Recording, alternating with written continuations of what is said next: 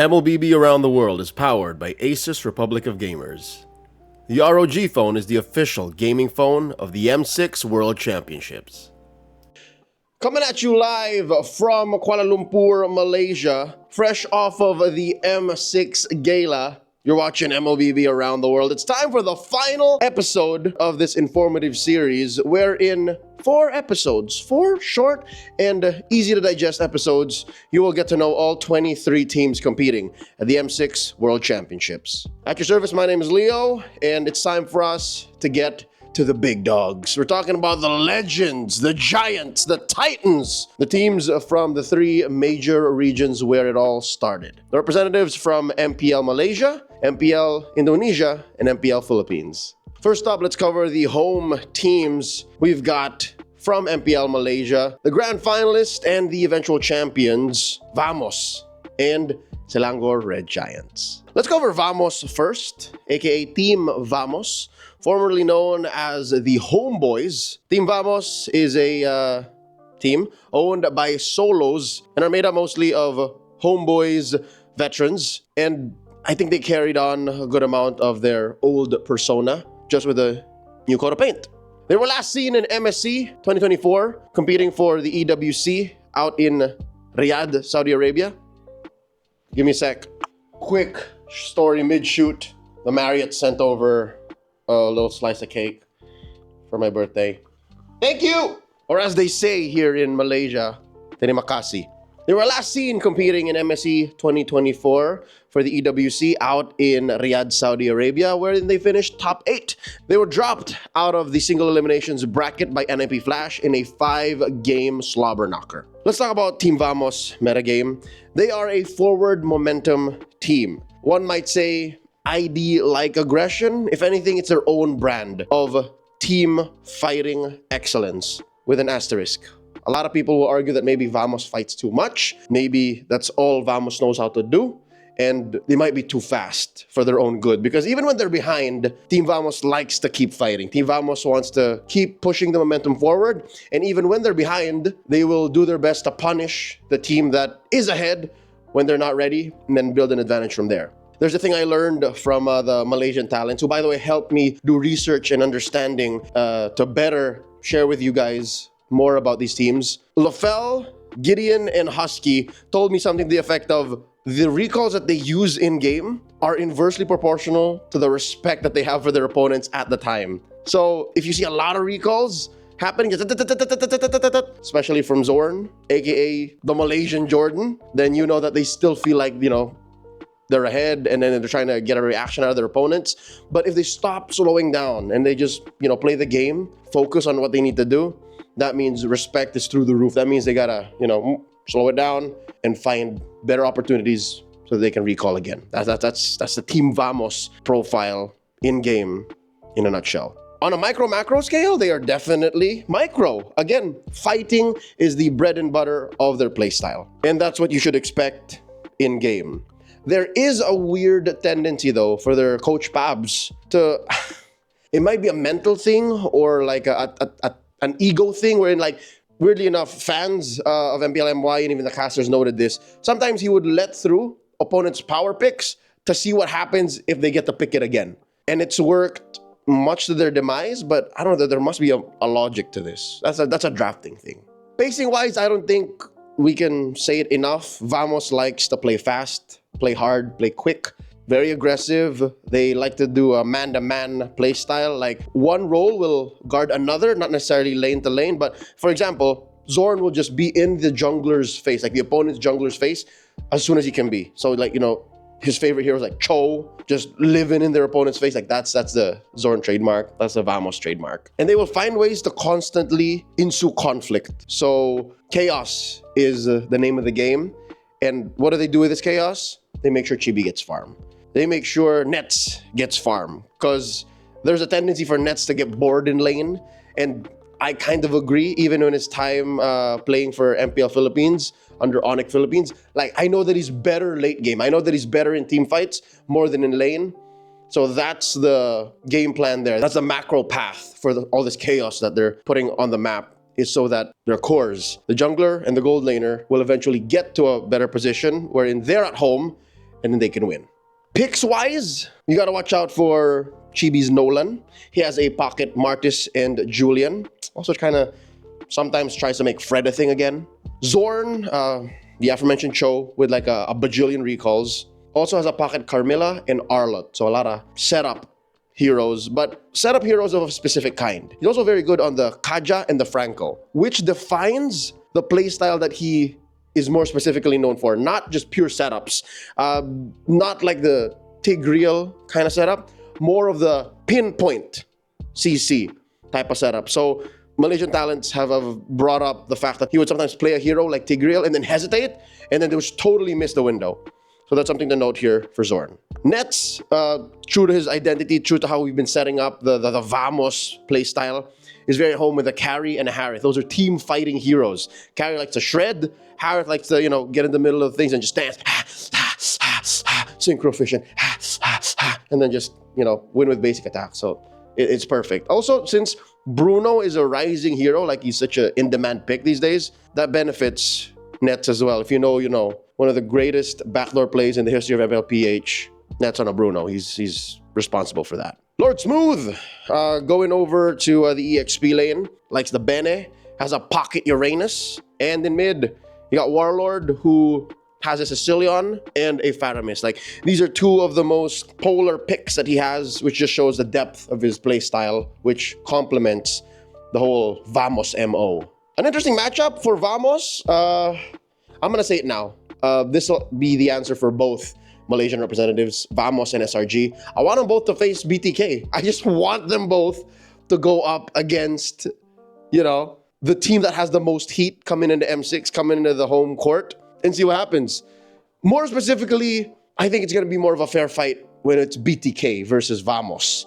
Because Vamos gets aggressive, Vamos is more micro-centric, and I think the same is true for BTK, which I mentioned in a previous episode. So those team fights will be gold. I want to see BTK versus Vamos. Make it happen. Now let's talk about Selangor Red Giants. Besides the Filipino teams, besides the Indonesian teams, I'll mention them first. Definite tournament favorites. They just recently won IESF, WEC 24. They just won MSC 2024, was the champions there. So something about this Malaysian squad and Riyadh. Let's see if they can replicate that same success on home soil, which already is a huge question mark because they lost at SPS. But that's neither here nor there. We're talking about their performance and who they are, what they bring to the M6 World Championships. SRG, their metagame, they are consummate fundamentalists. What does that mean? They guard very securely every universal truth when playing a competitive match of MLBB. They check out all the boxes, they cross all their T's, dot all their I's. Everything that has to do with a good engage, good payoff, good setup, SRG have down to a T. And that's how they punished Falcons AP Bren at the big one earlier this year at MSC 2024. Falcons AP Bren, they kind of overextended themselves and they forced themselves into a position where SRG can punish them, and they did. That is the main thing that SRG is so good at. They're so good at setting up their own boundaries, their own boxes, so that when you face them there and when they eventually bring this box to you, if you're taking it slow too much, so again, they're good on both offense and defense, they will eventually win. And that's the situation here. SRG is good in all phases of the game, because in all phases of the game, they really mostly rely on their mid trio. Yums, Stormy, and Sekais. And as long as these three are doing what they need to do, rotating around, bringing that box where it needs to go, their independent side laners, Innocent and Cram, can get the job done. Which, by the way, they have such an interesting dynamic. I'll get to that in just a bit. Talking about micro and macro, SRG are so macro. You can clearly see the influences of Coach Arcadia and how Coach Vecchi supplements that. It defines where they're allowed to fight. It also defines how they fight, what they want out of the team fight, and what they can get away with. They're not going to take any fights if there are no significant gains from it, which makes things more predictable if you know where to look. Which in hindsight, now given the games they lost in MPL Malaysia Season 14, especially in the playoffs, you'll notice that if you attack the mid trio, if you attack the beating heart of SRG, if you sever Sekais from this machine, if you take him out of the game and you break him, that might be the best way to beat SRG. If you deny him the payoff and the setup, if ever it is more of a side lane reliant win con, you break SRG. So let's say the mid trio is unhindered. Let's say everything goes according to plan for SRG. They play as fast as possible. And if ever it doesn't, they can still manage a late game comeback. As long as they follow the plan, the box goes where it needs to be, Sekais isn't beaten down hard, and Stormy makes the call. Stormy says the direction, Yumes drives them towards that direction, and when team fights break out, Cram directs the flow of battle. That's the dynamic shared with me by the Malaysian talents is Stormy says, we go here. Yumes says, okay, let's go there, and it takes the fight there as the roamer. And then Cram, when the fight breaks out, when mayhem ensues, he's the one who's, up front, over in the back if necessary, to protect Innocent, to protect Stormy, and then that's how they win. Talking about specific picks this time around for SRG, their adik, their little brother, Sekais, their jungler, in Season 13, went 13 for 13 on Nolan. I don't know if that stat is 100% correct, but it's 100% win rate on his Nolan from that previous season. I wonder which ones are going to show up here in M6, given that he also is mean on the Ling, the Fanny, and still hot right now after months removed from EWC, the Alpha. Stormy is known for his Valentina. Yumes known for his Cho and Matilda. Sounds like someone we know. Innocent good on the Claude, the Harith, the Moskov, although that Roger has seen better days. He also has a pocket CC. Last but not least, you got Cram, who is good on the Ruby, XP, also used that way back in MSC. Solid on the Edith, and Cho can flex it alongside with Yume, so that should be something we watch out for in the draft. And he can also play a mean Hilda, which was made more popular by Indonesia when they hit their playoffs. More on that later. Oh, something to note about both Malaysian representatives, draft and pick-wise, they both kind of struggle with Angeling. Like if you see either of them suddenly prop up for an Angela-centric lineup, red flag. At least historically speaking. I wonder if that's something that they worked out coming into M6. Interesting matchups going into M6. The aforementioned BTK situation, like that's one. But for SRG specifically, I want them to eventually face off against Fnatic ONIC. We are going to see in the opening day Fnatic ONIC versus Team Liquid, so champ versus champ. I also want to see champ versus champ for PH and Malaysia. I know I am notoriously a Fnatic ONIC PH fanboy. Proudly so. I am the advocate of the beast, but we really haven't seen SRG and Fnatic ONIC cross paths, right? Not in recent times. So that is what I want to see. That is what I'm excited for. Let's get these champions in a best of one. Why not? A best of 3, a best of 5, a best of 7. I want to see it all. Let's move on over to MPL Indonesia's reps. We're talking about Team Liquid ID and RRQ Hoshi.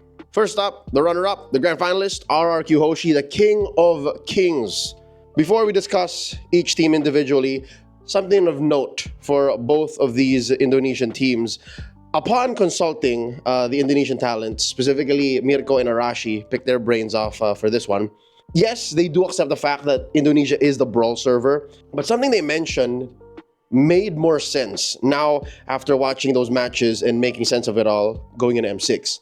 The whole aggression, the whole constant team fighting, that's actually more of an instinctual thing. That is the default when things don't go according to plan. That is what they rely on once the templates and the plans and the macro are out the window. So this frames these two teams in a very different light. Let's go into the specifics.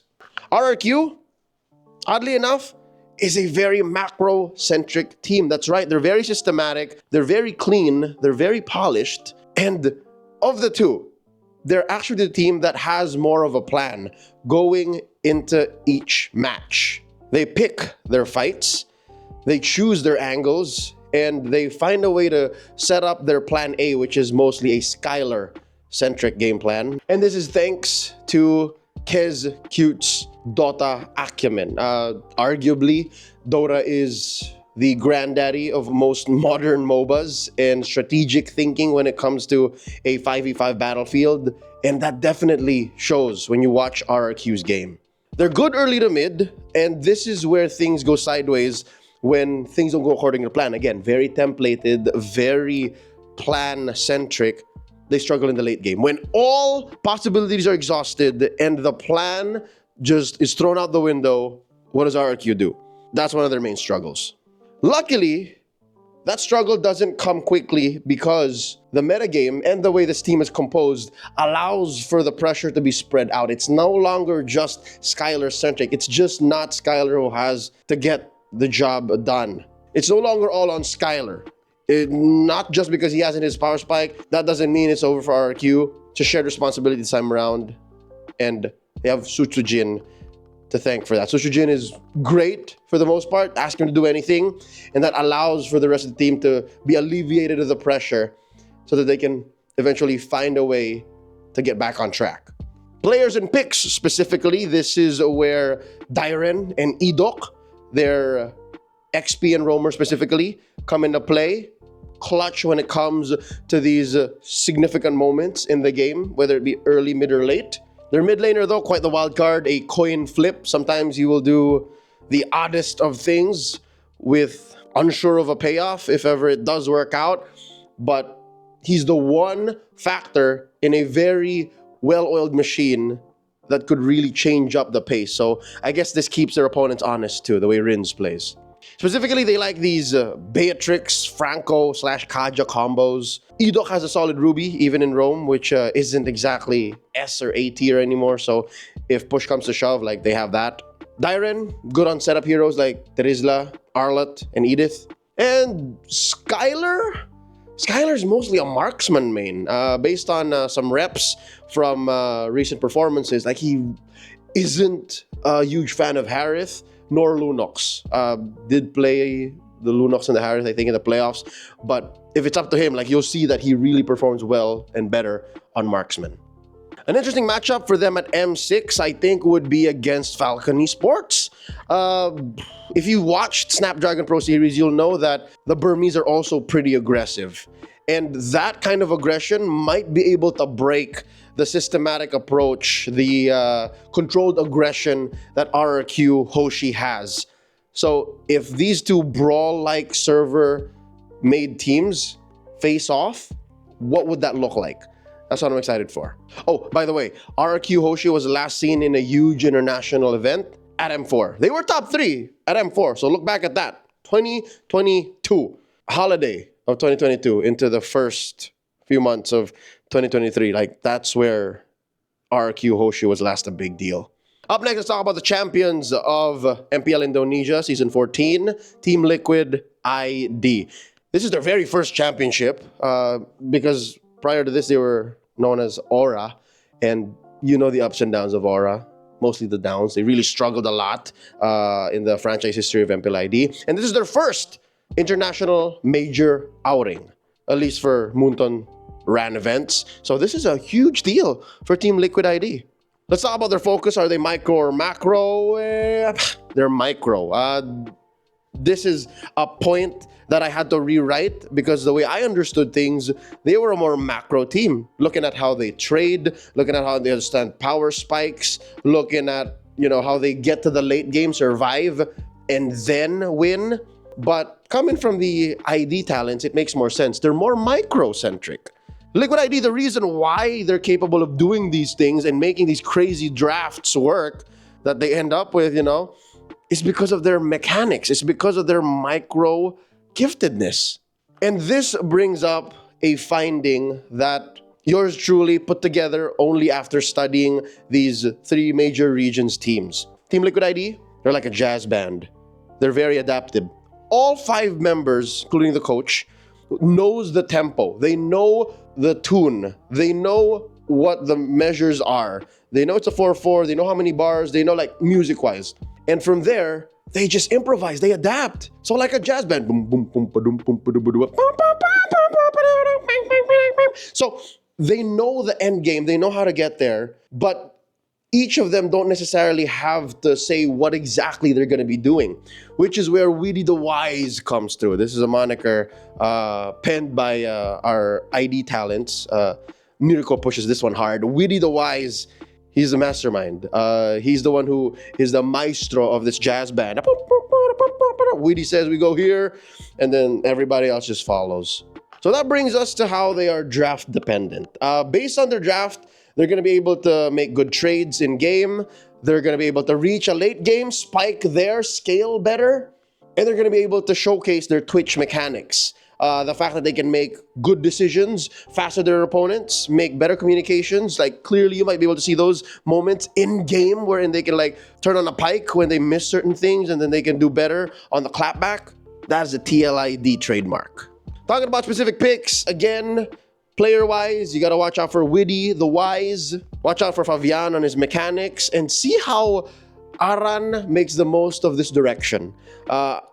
Aran might be the one of the 5 that needs the most specific instructions from their shot callers to be able to really make a dent on the map. But Tesara, how much of an instruction do you need when you're one of the pioneers of the Hilda XP lane? That's what TLID is all about. Squad is pretty good with the Angeling. Like, watch out if Coach St. DeLucas makes that happen. We just got a mean show. Eroshiki's good on the Harith, the Nathan, the Moskov, and the Bruno. Almost forgot, Weedy is also a top global Matilda. So, it's that combo. Cho Matilda, Matilda Cho. And watch out for Yehezkiel's Vexana. He is pretty solid on all of the major mages right now. Valentina, Vexana, Aurora, Eve. Has a pocket Eudora, I guess. An interesting matchup for Team Liquid ID. Psh. We're already getting it on day 1. Fnatic ONIC versus Team Liquid ID. They're both jazz band teams. I'll elaborate on that later, but you see what I'm saying? Like they're both just creative geniuses, creative madmen, and we'll see who adapts better. I hate that we're first see. Okay, we kind of saw it already in Snapdragon, but we're gonna see it again in Best of 1, and I hope we get to see it more in longer series. But that's what it is, like champion versus champion. Make it happen. And last but not least, let's talk about MPL Philippines. Yay! All right, time to talk about my boys. Let's talk about Fnatic ONIC Philippines and Aurora, the champions and the grand finalists from the strongest region in the world. Debate that. Son, debate that. Blast me in the comments what the strongest MLBB region is. I'll be one step ahead of you. It's okay to be wrong. It's your opinion. Anyways, Fnatic ONIC Philippines, this is their first championship in MPLPH. They've always been the bridesmaid, never the bride. Things have changed this time, and they were last seen on an international stage at M3 when they reached the grand finals and then lost in a heartbreaking sweep against Blacklist. Let's talk about FNOP.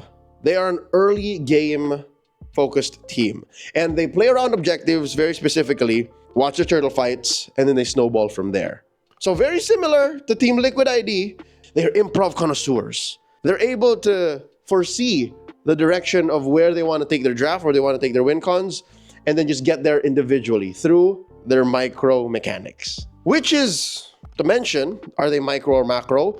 They're more micro, weirdly enough, for a Filipino team, right? To say that they're a micro team. But that's just because the macro just comes second nature. Because of how good they are individually, lane to lane, roll to roll, macro just comes out. Like it's a byproduct of how they win their lane and how they win from objective to objective. All they need to know is where are we going? What am I allowed to do? What am I not supposed to do? And then we get there. And this creates opportunities on the map for them to win. And then they just add that up. Next thing you know, you have fastest game in the season. 9 minutes, 30 seconds, something like that, against Falcons AP Bren, no less. That's their micro focus at work. Talking about pacing, it's less about speed for Fnatic ONIC because they do have a breadth of speeds. You know, sometimes they're very fast, sometimes it's a 15-minute game. Sometimes you can take them the distance, past 20, and they still know how to win. So it's more about their tempo. It's more about what they can do at certain points in the game and how they can get faster or more effectively to the eventual win condition that their draft allowed for, which is well set up by their coaches, Coach Tony and Coach Hayes. They're very disciplined though when it comes down to it, which is important in this jazz band-like style of MLBB. You cannot just go out of timing. You cannot just suddenly add another riff or a extra verse. You have to follow these rules for you to be able to be successful with the improvisational, the adaptive flow. So that's how Fnatic ONIC does that. For their signature picks, player-wise, it's no longer about the KK combo or the KK if you want to add Kirk to the whole situation. Every role matters for Fnatic ONIC, but at the heart of things, I'd say there are 3 players that you gotta watch out for. Number 1, Kelra. Duh! That's the Filipino Savage, the gold standard. Like, you can always rely on him as long as he's not dead or he's not struggling too hard. He has some farm on him. He will be able to carry the game. You got King Kong, who proved in Season 14 that he's not just about the mechanics, not just about the looks. Good-looking kid, nonetheless. But it's all about this. The Beast has game IQ like no other. I can't remember the last time I saw a player who was pegged as just a mechanical genius and then suddenly pulling out map-wide moves like King Kong. He's amazing. He is the Beast, all right? And you're wondering who's the third player? I'll tell you now. It's Super Prince, the Monster Mage. He is the anchor, the beating heart of Fnatic ONIC Philippines. He's the oldest member of the team right now. He's been with ONIC PH since Season 10, and he rode that through ups and downs. And now he's finally a champion. He's part of the tournament favorites. He makes all the crazy plays possible. Watch out for his Lo Yi. Talking about specific picks now. Ling Kong, Nolan, very good on that hero too. Kirk's Phovius, I think his second best maybe, representative hero in MPL Philippines Season 14. He was good on the Arlott prior to that, even when he was at Menana. And he's also good on the Edith. Brusco, the Bruiser, has a solid Tigreal, in my opinion, his best hero. And, of course, Kelra, y'all know he's a Beatrix main, but he also has a solid carry and Clint as pocket picks. Interesting matchup. All right, to be fair, just so that there's more layers to this argument, sure, SRG, but I also want Fnatic ONIC Philippines to face off against Aurora again. Fnatic ONIC Philippines definitely sweat, and they sweat hard when they face off in the grand finals. And even more than that sweep in SPS in the hands of RRQ Hoshi, I want to see Fnatic ONIC be taking the distance again. And Aurora are the best candidates for that. So I want to see some way, somehow, if they could meet in M6, whether it be through the Swiss or in the knockouts. Hopefully it's not a heartbreaking meetup, you know, like wherein they have to eliminate each other. So Fnatic ONIC versus Aurora, I would do it again. I would cast that again. I would go 7 games again. Let's go. Talking about Aurora, it's their first major international showing. Given they are the newest franchise in MPL Philippines, the players aren't exactly rookies. It's all about their metagame. They're early game centric. They focus on their rotations, and that is short to say they rely on their pre-match plans. Before each game, I would reckon they plan to shut down specific players, specific positions, specific possibilities for the opponents, and then they win via inevitability from there on. Talking about micro macro, which one is Aurora? I think they're macro. They are the team that most relies on their plans and are the best equipped to follow through with that. They are an 8-man team. Let me say that again. They are an 8-man team, even when you go in 5v5. So the first 5, and you have their player coach and Ben Things, you have Coach Dexter, and you have Coach MTB. Like, all 8 gentlemen, assume, are always on the battlefield every single time, and that is what makes Aurora so dangerous. Given the 3 great minds and the 5 players who are actually executing the game plan, it's almost so hard to try to break that down, but that's what made it possible for them to go 7 games against Fnatic ONIC. All they gotta do is make sure that they have the plan, they know the branching possibilities, and they're able to switch on a dime when things don't go according to that path. Which is all the more possible because almost roll to roll, they're at least 50-50 or better than everyone they're gonna face off against. Which makes for an interesting situation when it comes to their pacing. When you look at the average game time of all teams in MPL Philippines, despite Fnatic ONIC having that 9.5-minute game, Aurora might actually be the fastest average game-winning team from MPL PH. What does that mean? That means whenever they have a plan, they're more likely to achieve it than not. Aurora is really reliant on their pre-match game plan. And it's not like that's difficult for them. And here's where difficulty comes up through the surface. What if something that they didn't plan for happens? What if the unexpected rears its ugly head? What do they do from there? We've seen it happen a couple of times in the past few months, but that's more far-fetched. But that's the outlier. Aurora most likely has a plan for 99% of what's going to go down. So they're fast if they plan to be fast, mid-tempo to slow if they need to, and when their backs are against the wall, that's where they rely on their IQ. Talking about picks, players, I will die on this hill. The hitman is always a hit, man. He is not the weak link of Aurora. If anything, there is no real weak link to Aurora. Their weak link is when they're not ready for something, when they don't plan for something, and then that something happens. I think that's the main weakness of Aurora. So I don't think you can point at any single player and say, that's not it. Hero-wise, you got the Cho switching up between Renegade and Edward. Of course, Renegade's Matilda. Like, that thing is lethal. He is #1 first bloods in the league, weirdly enough, even as a roamer. Yu has got a mean Valentina. Edward has a pocket Cho, as mentioned, also great on the Edith. And Doming is solid on the Claude. He's the M6 skin, and we've seen a slight rise in Claude usage. So you better watch out for the next standard. Again, he was first called Paldoming for that, which is like a term in Filipino, paldo, when you're rich. So good at farming. So interesting matchups. Let's talk about Aurora and their Batman-like prep time. What would I like for that to face? All right, let's go. This being the final team to discuss, I want to see how their planning goes up against the big dog, the Giants, the tournament favorites, the current strongest team in the world. After an IESFW EC24 win and the MSC 2024 win, I want to see how Aurora goes up against SRG. How about it? On home soil too, how much have they planned against SRG? What do they know? And what tricks do they have up their sleeves against Selangor Red Giants? That's what I want to see. SRG versus Aurora. Because if Aurora can stretch out Fnatic ONIC, what can they do against SRG? Don't y'all want to see that happen? I bet you do. And with that, we have covered 23 teams. We've talked about their playstyle, their pacing, their micro and macro focus, which players matter, what picks we might see from them, and which matchups I personally want to see at M6. And with that, as bittersweet as it may be, concludes MLBB Around the World for the M6 World Championship season. I hope you guys enjoy this year's World Championship tournament because, I don't know, is it just me or are all the teams really strong now? Are we all the more expecting the unexpected? Because that's the vibe here I'm getting at Kuala Lumpur. And we're just about to get started with the Swiss. I wonder how wrong I'm going to be. I wonder how surprised we're all going to get.